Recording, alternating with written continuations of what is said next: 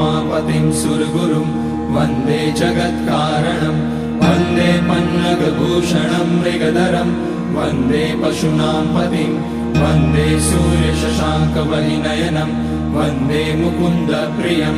वन्दे भक्तजनाश्रयं च वरदं वन्दे शिवं शङ्करम् ॐ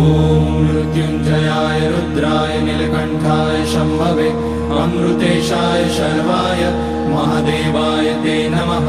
नमस्तेऽस्तु भगवन् विश्वेश्वराय महादेवाय त्र्यम्बकाय त्रिपुरान्तकाय त्रिकाग्निकालाय कालाग्निरुद्राय नीलकण्ठाय मृत्युञ्जयाय सर्वेश्वराय सदाशिवाय श्रीमान् महादेवाय नमः। ॐ नमः शम्भवाय च मयोभवाय च नमः शङ्कराय च मयस्कराय च नमः शिवाय च शिवतराय च ॐ